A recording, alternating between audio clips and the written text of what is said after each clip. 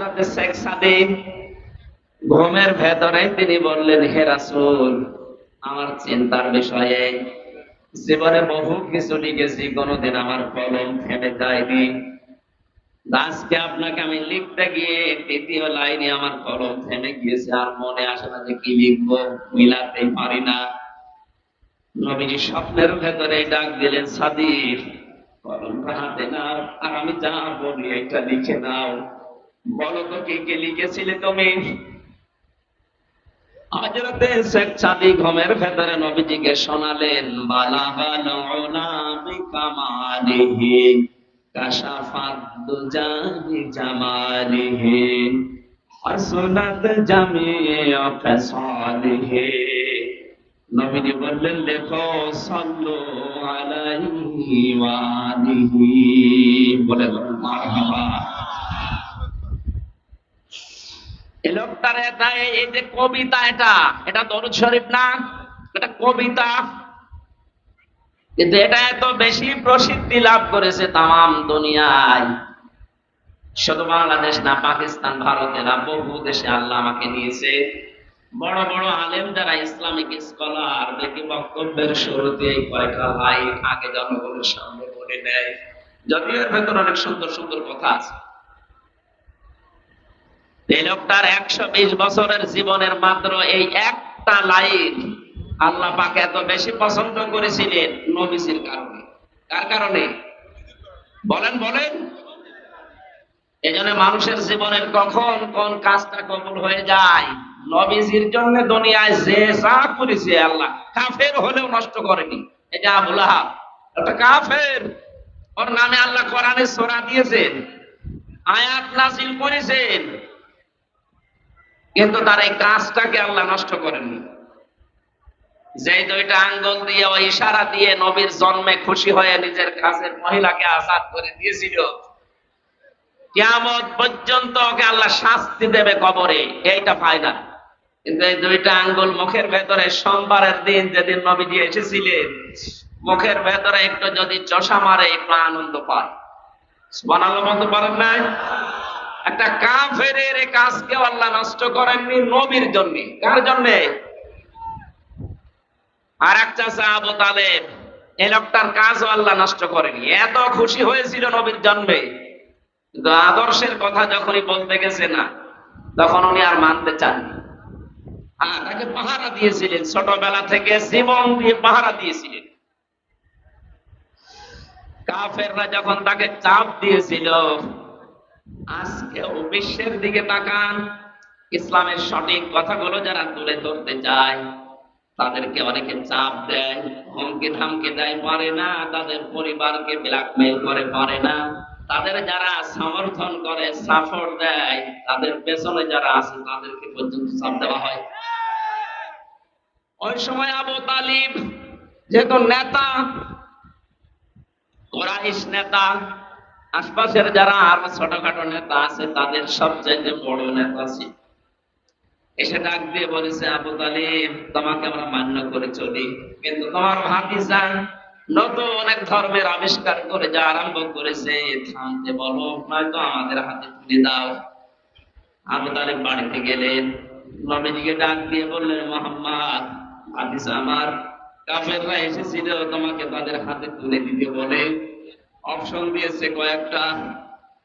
যদি দুনিয়ার সবচেয়ে বেশি সুন্দরী মহিলা চাও, এই পুরো আরব জাহানে তোমাকে তারা বিয়ে দিয়ে দেবে। যদি সম্পদ দাও, তারা সম্পদের মালিক বানাবে।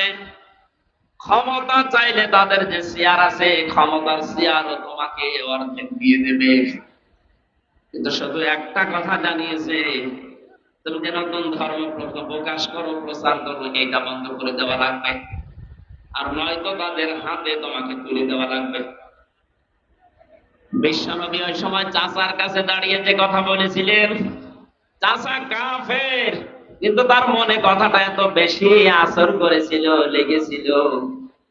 ডাক দিয়ে বলে, চাচা আমার, তারা আপনাকে আমাকে তাদের হাতে তুলে দিতে বলে। যারা যে সমস্ত জিনিস দেওয়ার ঘোষণা দিয়ে গেল, ওইগুলো তো দেওয়া সম্ভব। যেটা দেওয়া সম্ভব না, আকাশের চাঁদ যদি আমার বাম হাতে দেয়, সূর্য যদি আমার ডান হাতে এনে দেয়, এরপর আমি মোহাম্মদ ঘোষণা দিলাম যে ধর্ম আমি প্রচার করছি আমার আল্লাহ আমাকে নির্দেশ দিয়েছে, 1 সেকেন্ডের জন্য সেটা প্রচার করা বন্ধ করা আমার জন্য সম্ভব না। বলেন সুবহানাল্লাহ। এই সময় আবু তালিব এই লোকটা নবীজির এই কথা শোনার পরে এত বেশি আবেগ আপ্লুত হয়েছিলেন, বিশ্বনবীর মাথায় হাত দিয়ে বলে, বাতিজা মোহাম্মদ, তুমি যা আদিষ্ট হও সব প্রচার করো, আমি তোমাকে কথা দিচ্ছি কবরের মাটিতে শোয়ার আগে তোমার পেছন আমি ছাড়বো না। করে বলেন সুবহানাল্লাহ।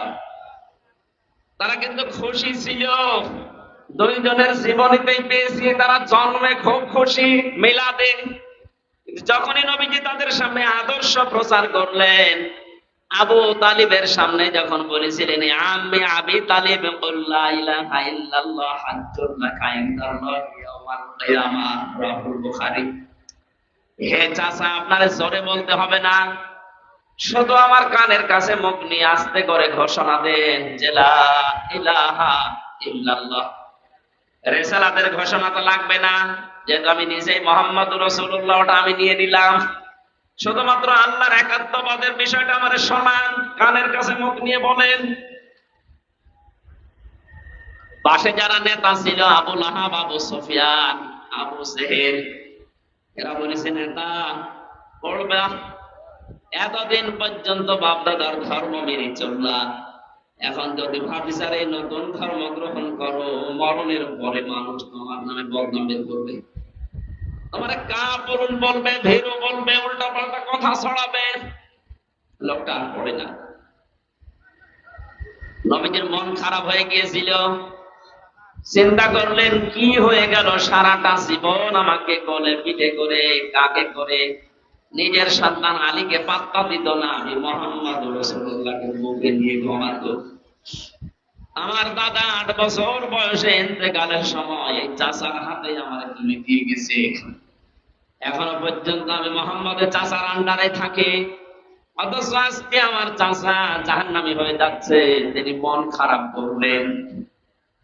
ফেরেশতা জিবরাইল সূরা কাসাসের 56 নম্বর আয়াতটা নিয়ে হাজির হয়ে গেলেন। হে নবী, ইন্নাকা লা তাহদি মান আহবাবতা ওয়ালাকিন্নাল্লাহা ইয়াহদি মান ইয়াশা।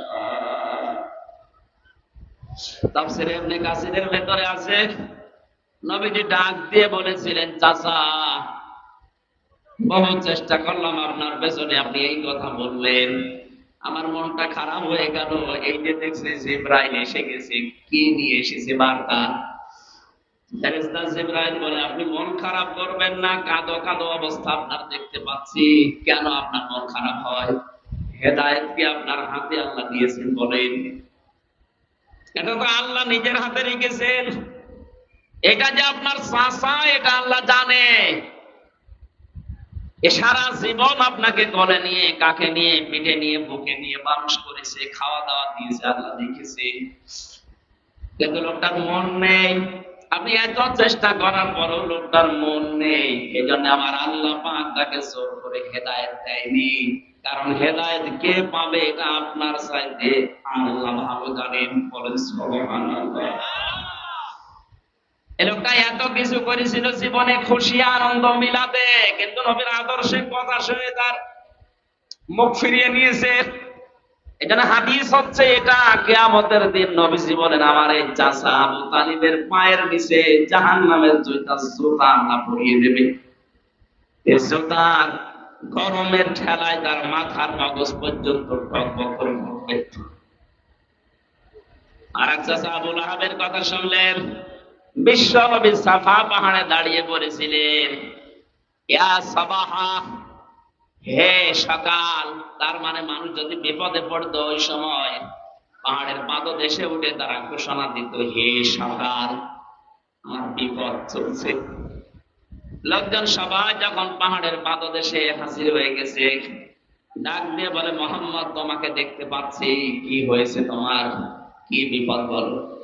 নবীজি একদিন বলেছিলেন, আমি যদি বলি পাহাড়ের পাদদেশে পেছনের সাইডে একদল শত্রু সেনা অবস্থান করছে তোমাদেরকে আক্রমণ করার জন্য, আমি তোমাদের যেটা অপেক্ষা করার জন্য বলছি, সতর্ক হওয়ার জন্য।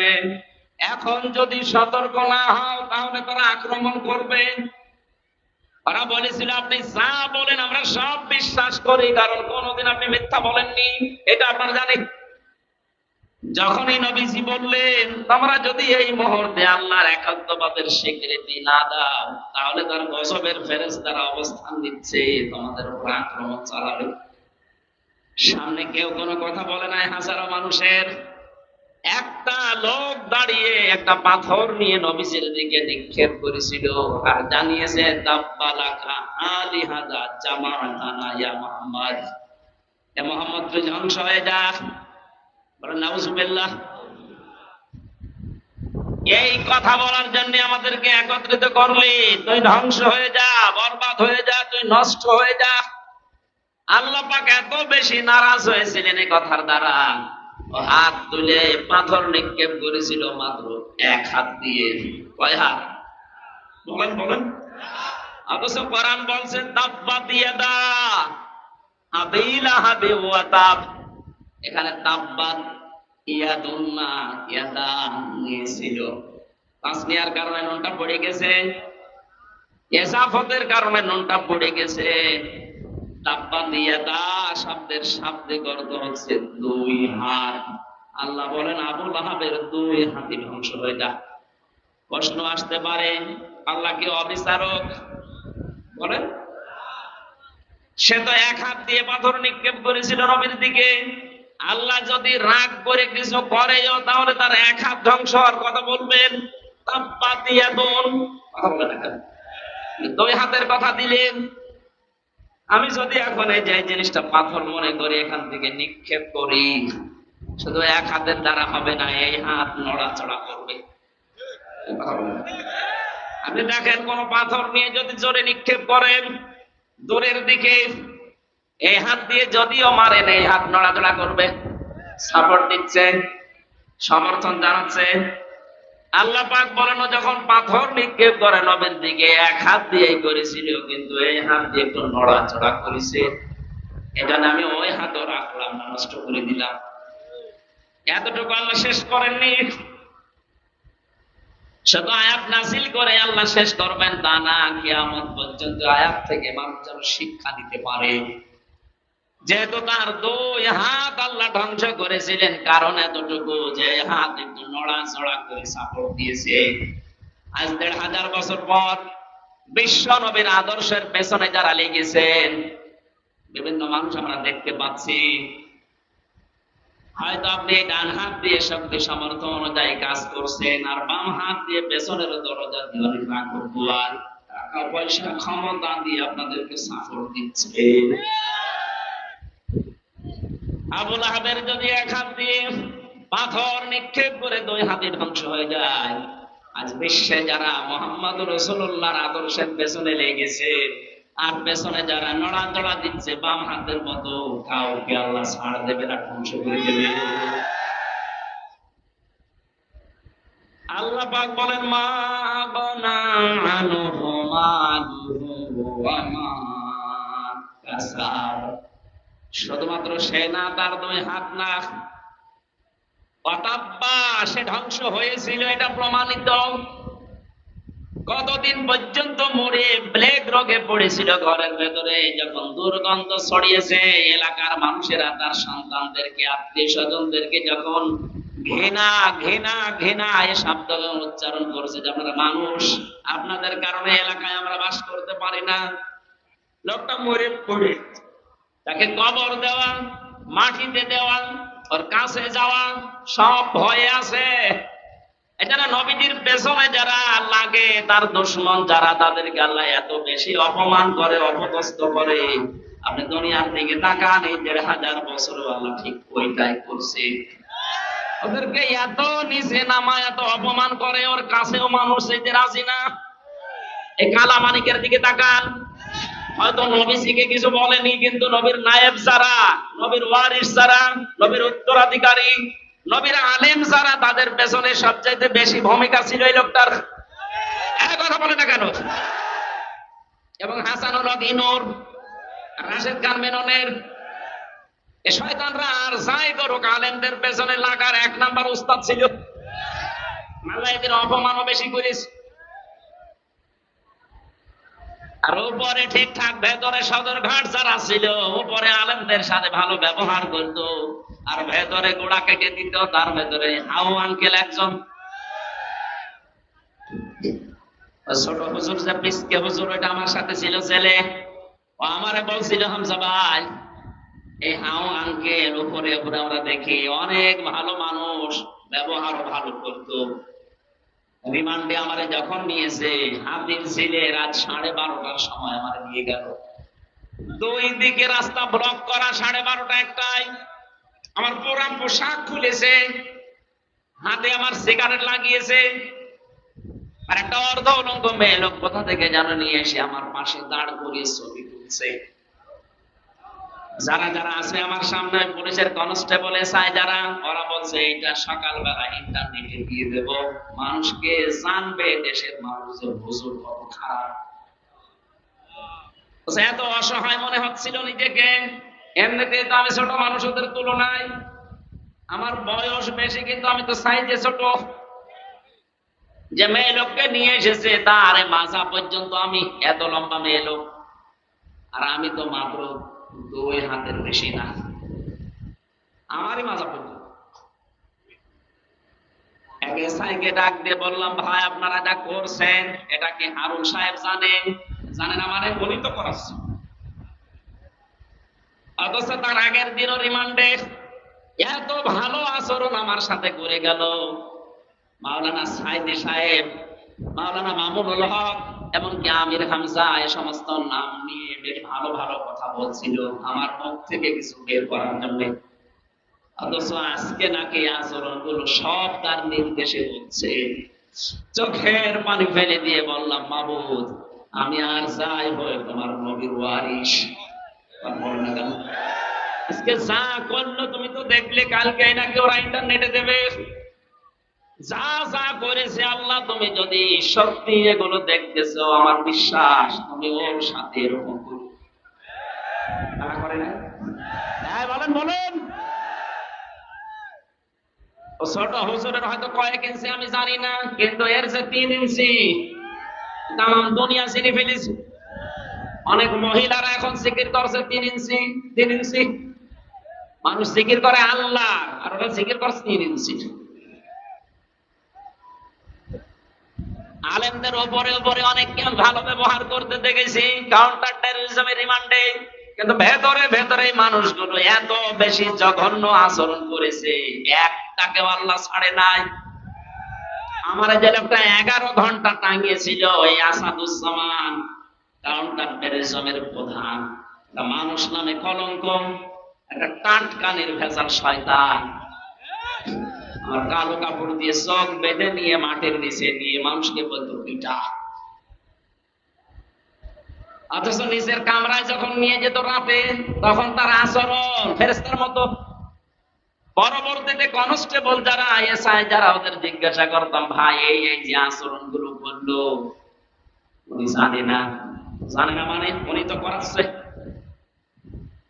আমার মোবাইলটা 3 বছর পরে আদালত ফেরত দিয়েছে কয়েকদিন আগে। আমার মামলা সব খারিজ হয়ে গেছে, ওই দিন ফ্ল্যাশ মেরে সব নষ্ট করে দিয়েছি। এমন কোনো কিছু নেই যে ওরা দেখে না, যা ছিল। এমনকি সেই বিয়ের সময় একটা ছবি তোলা ছিল ম্যাডামের, ওই ছবিটা পর্যন্ত আমার রিমান্ডে দেখিয়ে বলছে, কে শাবনুরের ছবি না পূর্ণিমার ছবি আপনার এই মোবাইল? পূর্ণিমা, পূর্ণিমা করো কোথায় পাবো আমি? দেখি ওই ম্যাডামের বিয়ের ওই ছবি, আমার ম্যাডাম।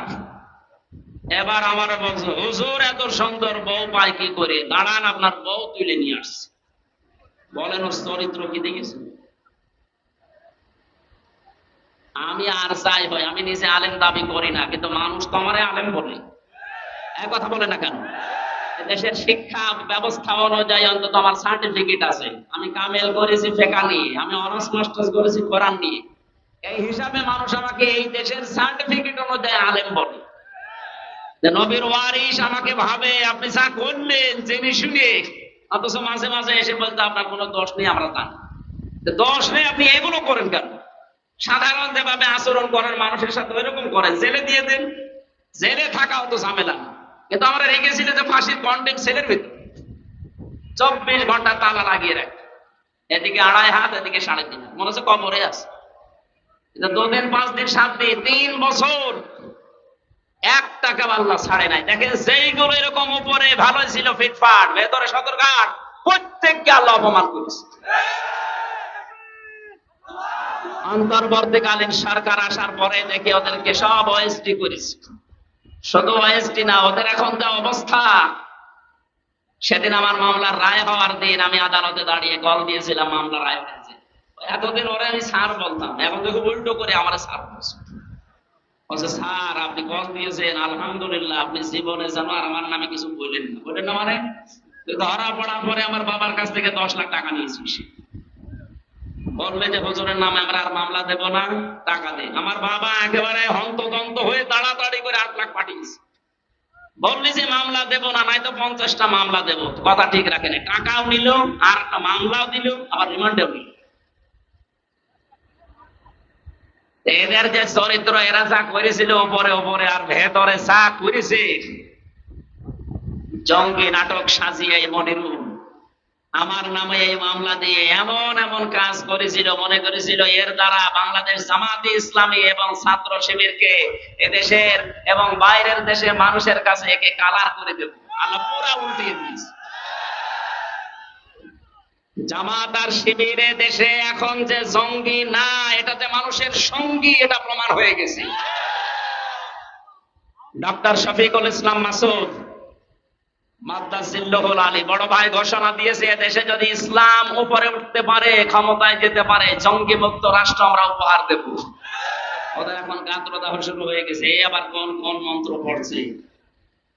তোমরা যেটা দিয়ে উল্টা পাল্টা রিপোর্ট তৈরি করে বাইরের দেশকে দেখিয়ে যে না, এদেশ কোরআনের হাতে দেওয়া যাবে না, এদেশে জঙ্গি আছে, ওরাটা নাটক বানিয়ে মঞ্চস্থ করতে সব এখন উল্টিয়ে গেছে। বাইরের যত দেশ এখন সবাই প্রমাণ পাচ্ছে না এদেশে যারা ইসলামপন্থী এই মানুষগুলো জঙ্গি না, এদেরকে জঙ্গির ট্যাগ লাগানো হয়। ট্যাগ লাগায় কারা? যারা আসল জঙ্গি। হ্যাঁ, কথা বলেন। জঙ্গির নামে যে লোকটার ফাঁসি দিয়েছেন নাটক করে, আব্দুর রহমান শায়েক, এই লোকটা আপনাদেরই আত্মীয়, আমি নাম নিলাম না। কথা বলছেন না কেন?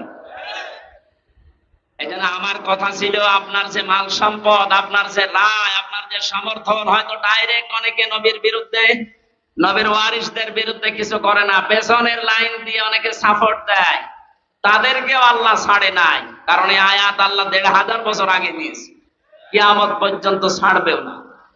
সায়াসলা নারান যাতা লাহাব, অতি শীঘ্রই আমি তাকে লেলিহান আগুনে প্রবেশ করাবো। অমরাত, তার স্ত্রীকেও, কারণ তার স্ত্রীও নবীর বিরুদ্ধে ছিল। এখান থেকে প্রমাণ হয় যে সমস্ত মেয়ে কাজ তার স্বামীরা নবীজির বিরুদ্ধে, ইসলামের বিরুদ্ধে, আর বউগুলো মেয়েগুলো ইসলামের বিরুদ্ধে অবস্থান নিয়ে স্বামীকে সাপোর্ট করছেন, তাদেরকেও স্বামীর সাথে জাহান্নামে যাওয়া লাগবে। এই জন্য বিবেক আপনার আছে, আপনি তার গরু ছাগল না। এটা শুনছেন, পাল্টাবেন নিজেকে। আমরা আসল কথায় আসি, আমরা শুধু নবীর মিলাদে জন্মে আমরা খুশি না, আমরা নবীর আদর্শে খুশি। কারণ জন্ম নিয়ে মিলাদ নিয়ে যারাই খুশি আমরা দেখতে পাচ্ছি তারা সব জাহান্নামী। কথা বলেন ঠিক কিনা? আর 2 জন চাচার কথা জানি, একজন হামজা আর একজন আব্বাস। এই 2 জন আপন চাচা, কিন্তু তারা শুধু জন্মের সময় খুশি ছিল না, তারা খুশি ছিল, আনন্দ করেছে নবীর আদর্শ পেয়ে। এই কথা বলেন না কেন? তারা এত বেশি খুশি হয়েছিল নবীর আদর্শে। হামজা এই লোকটা তীর ধনুক চালানোর উস্তাদ ছিল। পশু পাখি শিকার করতে বের হতো। একদিন এক হরিণের পেছনে দৌড়াচ্ছে, মানুষ দেখলে তো হরিণ দৌড়ায়।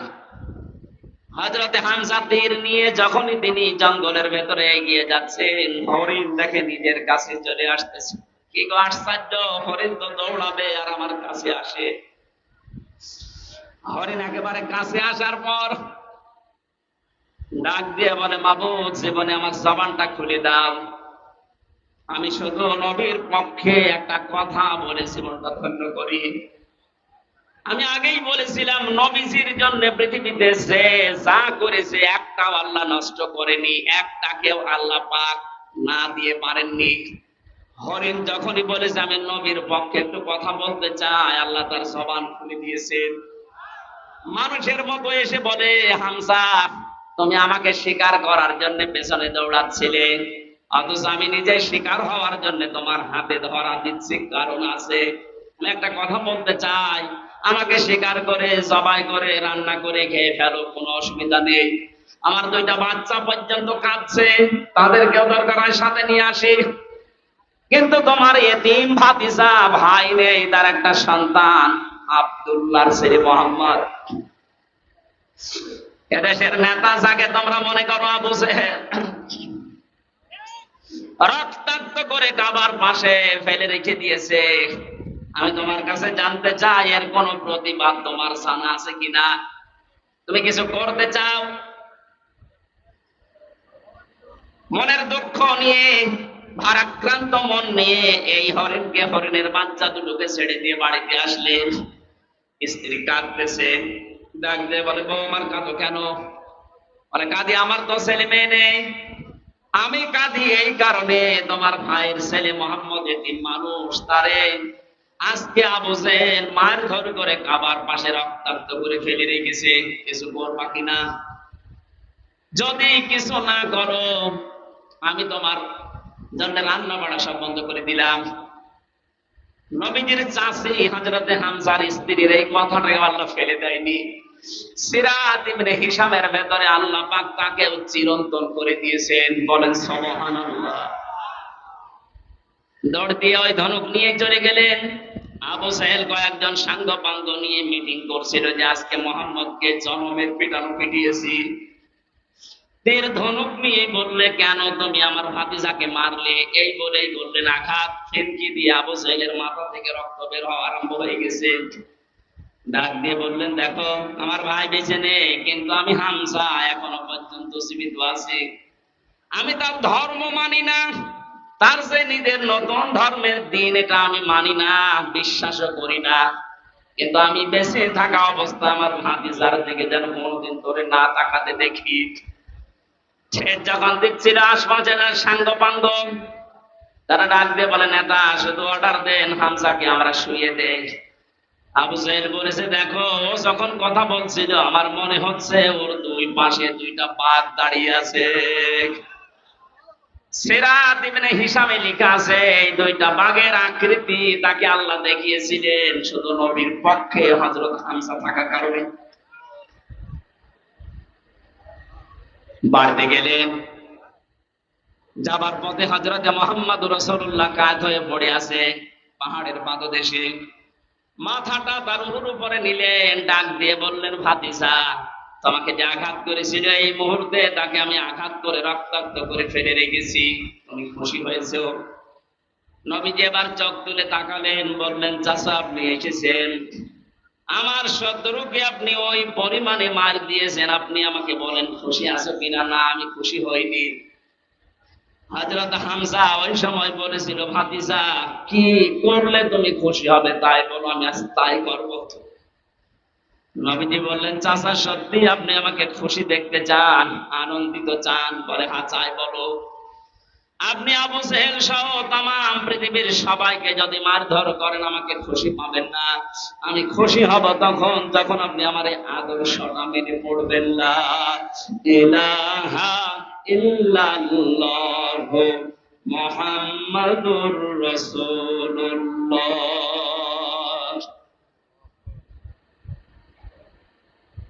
হযরত হামজা ওই দিন বলেছিল, তোমাকে আজকে খুশি করার জন্য এহানো কাজ নেই, আমি করব না। এই মুহূর্তে তোমার সাথে আমি ঘোষণা দিয়ে দিলাম।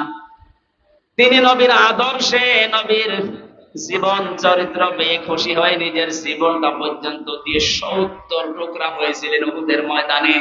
তারপর নবীর আদর্শ ছাড়েন নাই।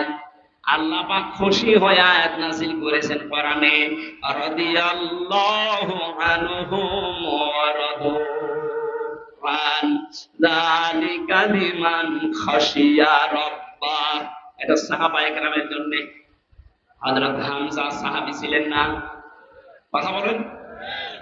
তাহলে আমরা দুইজন চাচার কথা জেনেছি, তারা মিলাদে খুশি ছিল, আদর্শে খুশি না। দুইজনে জাহান্নামী, আবু তালেব আর আবু লাহাব।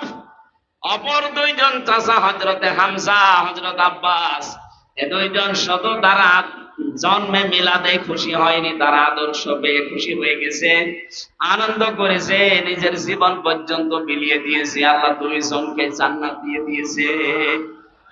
আজকে রবিউল আউয়াল মাসে আমরাও সিদ্ধান্ত নিতে চাই, বিশ্ব নবী মুহাম্মদুর রাসূলুল্লাহর সাথে মিলাদ পড়ে খেজুরি জিলাপিকে আমরা শেষ করব না। তার 40 থেকে 63 এই 23 বছরের জীবনী পুরাটা আমাদের জীবনে বাস্তবায়ন করে আমরা আনন্দ করব। হ্যাঁ, রাজি আছেন আপনারা? আল্লাহ মাহফিল সাকসেস করুন, বলেন আমিন। আজকে তেলাওয়াত করেছে সূরা কাসাস 85 নম্বর একটা আয়াত। এটা বিশ্বনবী মুহাম্মদুর রাসূলুল্লাহর সাথে রিলেটেড, এই জন্য এটা পড়লাম। কাসাস মানে ঘটনা সমূহ। কাসাস মানে কি? আল্লাহ রাব্বুল আলামিন বলেন, ইন্নাল্লাযী ফারাদা আলাইকাল কুরআনা লারাদ্দুকা ইলা মাআদ। নবীজিকে আল্লাহ জানাচ্ছেন, হে নবী, অবশ্যই আল্লাহ পাক আপনার উপরে কোরআনের আইন মানা ফরজ করে দিয়েছেন। এখান থেকে মাসলা বের হয়, এটা কিছু তো নবীজির জন্য। কোরআনের যে আইনগুলো আছে 500 আইন আছে। কয়টা? বলেন বলেন। এই 500 আইন মানা নবীজির জন্য শুধু ফরজ। এর ব্যাখ্যা করতে গিয়ে সূরা যুখরুফের 42 নম্বর আয়াতে আল্লাহ জানিয়েছেন, وَإِنَّهُ لَذِكْرٌ لَكَ وَلِقَوْمِكَ وَسَوْفَ تُسْأَلُونَ। হে নবী, আপনাকে আর আপনার উম্মত বলে দাবি করবে, তাদেরকে আমি কিন্তু কিয়ামতের দিনে এই প্রশ্নটা প্রথম করব যে আমার কোরআনের আইন মানা হয়েছে কিনা। তাহলে কোরআনের আইন মানা এটা ফরজ, নামাজের মতো, সিয়ামের মতো। কথা বলেন না কেন? যেটা ফরজ কাজ, ফারাজুন শব্দ আল্লাহ নিজে দিলেন কোরআনে। ইন্নাল্লাযী ফারাদা, আল্লাহ কিন্তু কাঁটা বাঁধেননি যে লিখে দিলাম, না, ফারাজ আমি ফরজ করে দিলাম। আলাইকাল কুরআনা, আপনার প্রতি আমার কোরআনের যে নিয়ম নীতিগুলো নাযিল হয়, এটা ব্যক্তি, পরিবার, সমাজ আর রাষ্ট্রে মানা এটা ফরজ। এটা কি? 96% মুসলমান আমরা এই দেশে বাস করি। কোরআনে কারিমের প্রচার করো, এই যে শব্দটা আল্লাহ পাক বলেন কোরআন প্রচার করো। ওয়াযাক্কির ফাইন্নায যিকরা তানফাউল মুমিনিন। হে নবী, আপনি কোরআনের আলোচনা করেন, কোরআন প্রচার করেন, এটা মুমিন যারা তাদের উপকার হবে। এ বিধানটা কার? আরো জোরে বলেন। অথচ 15.5 বছর এ কোরআন প্রচার করো, এ আদেশ মানতে গিয়ে এ মোস্তফা সাহেবের মতো মানুষেরা বহু মানুষের সাথে বার্গেনিং করা লেগেছে। আমি তো রংপুরে জেল থেকে বের হওয়ার পরে কয়েকটা অনুষ্ঠানে এসেছিলাম, ওই আগস্টের 5 তারিখে। ইনি একজন মেয়র রানিং তখন, তারপরও যারা দায়িত্বে ছিল ওই সময়, ওই সমস্ত মানুষের সাথে বার্গেনিং করা লেগেছে 96% মুসলমানের দেশে। কেন আমি কোরআন প্রচারের এই অনুষ্ঠানে বাধা দেবেন বলেন? ওরা জবাব দিতে পারেনি। এই যে সাক্ষী বসে আছে, জিজ্ঞাসা করেন, পুলিশ কমিশনের কাছে পর্যন্ত ওনার বার্গেনিং করা লেগেছে। অথচ কোরআন প্রচার করা এই নির্দেশ আল্লাহর, এই আইন কার? বলেন বলেন। এই আইনটা মানা তো তার জন্য ফরজ ছিল, কিন্তু নিজের চেয়ার ঠিক রাখতে গিয়ে, সালেমের তোষামত করতে গিয়ে, সালেমের স্বপ্ন পূরণ করতে গিয়ে তারা কোরআনে পর্যন্ত বাধা দিয়েছে। আল্লাহ পুরাটা উল্টিয়ে দিয়েছে আজ। সুতরাং কোরআনের আইন মানা ফরজ। আমার মনে হয় উনি যেহেতু কোরআন হাদিস পড়ে, কোরআন প্রচার হবে, প্রসার হবে, মানুষ জানবে, শুনবে, মানবে, এটা নফল না, এটা ফরজ। আজকের এই আয়োজনে হাজার হাজার টাকা খরচ এমনি খেলা করার জন্য না। লক্ষ মানুষের ভেতরে একটা মানুষও যদি মন মানসিকতা পরিবর্তন হয়ে আল্লাহর বিধানের দিকে ঘুরে আসে, যত মানুষ এই অনুষ্ঠানে টাকা দিয়েছেন প্রত্যেকের টাকা ওসমানের মতো কবুল হয়ে যাবে। নবীজিকে আল্লাহ জানিয়েছেন আমার কোরআনের আইন মানা ফরজ, যত আইন আছে সব, না কয়েকটা? বলেন বলেন। তাহলে কোরআন প্রসার করা কায়েম করা, এর জন্য অর্থ খরচ করা, সময় দেওয়া।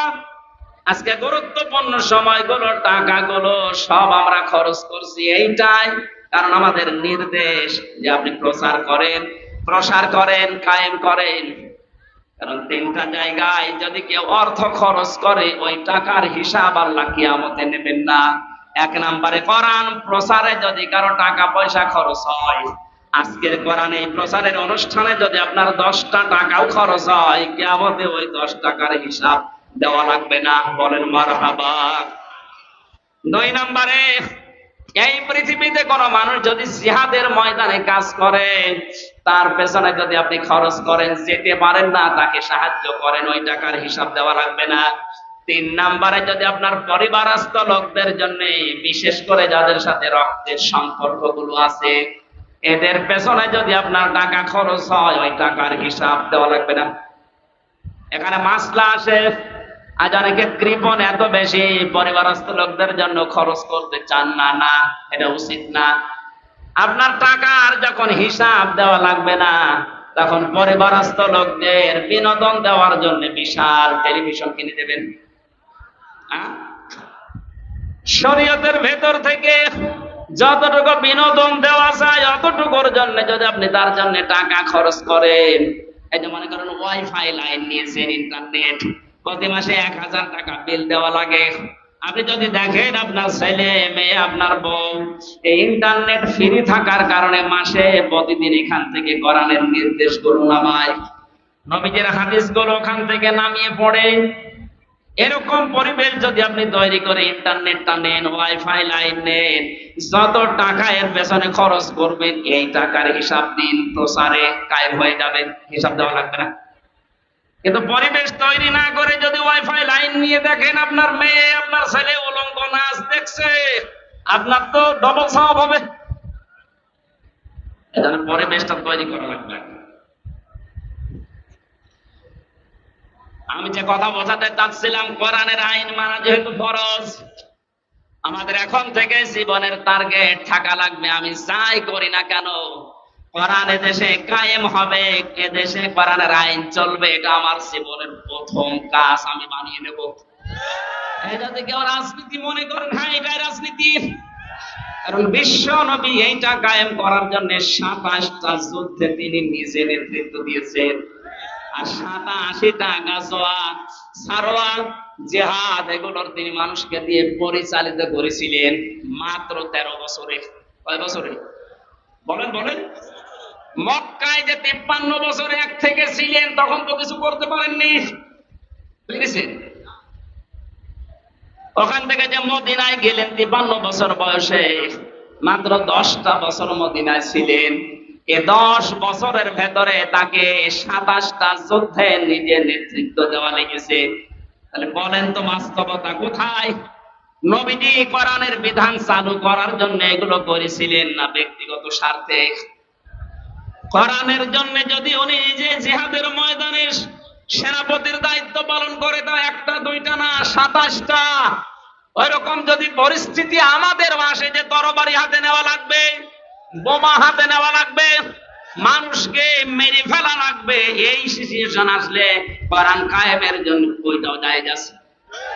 আর ওইটা যদি কেউ রাজনীতি মনে করেন, জিহাদ মনে করেন, হ্যাঁ ওইটাই আমার জিহাদ, কারণ আমার জীবনের আসল টার্গেট ইন্নাল্লাযী ফারাদা আলাইকাল কুরআন লারাদ্দুকা ইলা মাআদ।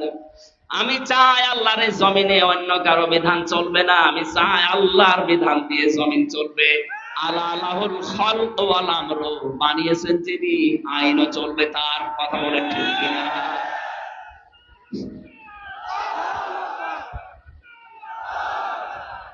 এবার আসেন দ্বিতীয় শব্দে, রদ্দুকা। এই আলেম যারা আছেন, জ্ঞানী মানুষ যারা, গ্রামার বসে আর্মি, লাম দিয়েছেন আল্লাহ, লামে তাকিদ। আল্লাহ বলেন লা রদ্দুকা ইলা মাআদ। হে নবী, এটা কায়েম করতে গিয়ে আজকে আপনি অসহায় হয়ে পড়েছেন, কেউ আপনার পাশে নেই, শুধু একজন মানুষ আপনাকে সাপোর্ট করছে, বন্ধুদের ভেতরে হযরত আবু বকর। লা রদ্দুকা ইলা মাআদ, আপনাকে আজ ওরা যেখান থেকে তাড়িয়ে দিচ্ছে, এই জায়গায় আমি আল্লাহ আপনাকে আবার ফেরত নিয়ে আসবো বীরের বেশে। ১৫০০ বছর আগের এই কথা, আমার মনে হয় ২০১৪ সালের ৫ আগস্টে আল্লাহ বাস্তবে দেখিয়েছেন। এই ১৫.৫ বছর যাদের নাম উচ্চারণ পর্যন্ত এ দেশে নিষেধ ছিল, ৫ দিন আগেও যাদেরকে নিষিদ্ধ ঘোষণা করেছিল, কথা বলে না কেন? মনে হচ্ছিল ওই সময় পুরো জমিন আমাদের জন্য সংকীর্ণ, কোন জায়গায় আমাদের জায়গা নেই। শেষের ৫ দিন কি অবস্থায় ছিলেন আপনি বলেন? আল্লাহ বলেন লা রদ্দুকা ইলা মাআদ। আপনি যাচ্ছেন আজকে একা একা, নবীজি ওখান থেকে বের হলেন, বাড়ি থেকে বের হয়ে তিনি আবু বকরের বাড়ি থেকে ডাকলেন, আবু বকর। সঙ্গে সঙ্গে হযরত আবু বকর একটা টোপলা মাথায় নিয়ে দাঁড়িয়ে। নবীজি বলেছিলেন তুমি কি ঘুমিয়েছিলে না? একটা ডাক দিলাম তাও আস্তে করে চলে আসলে মানে। হযরত আবু বকর বলেছিলেন, হে রাসূল, ৬ মাস আগে আপনি শুধু ইঙ্গিত দিয়েছিলেন যে হিজরত করা লাগতে পারে, তোমাকে সাথে নিতে পারি, আমাকে নেবেন, আপনি বলেননি নিতে পারি। এ পর্যন্ত শোনার পরে আজ ৬ মাস আমি প্রস্তুতি নিয়ে আছি, টপলা টপলে যা আছে বেঁধে আমি দরজার সাথে এটা লাগিয়ে হেলান দিয়ে ঘুমিয়ে পড়ি, না জানি কখন এসে আপনি আমার আবু বকর বলে ডাকতেন। নবীর কথা শোনার জন্য তারা ৬ মাস দরজার সাথে পেট লাগিয়ে ঘুমায়। আর বিশ্ব নবীর আদর্শ আজ ভুলণ্ঠিত হয় দেশে।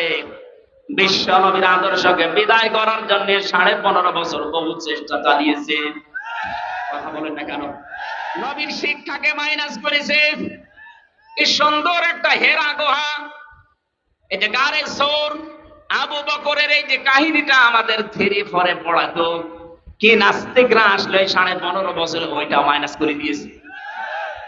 তারা নবীর একটা কথা মানার জন্য ৬ মাস ঘুমায় না, হেলান দিয়ে ঘুমায়।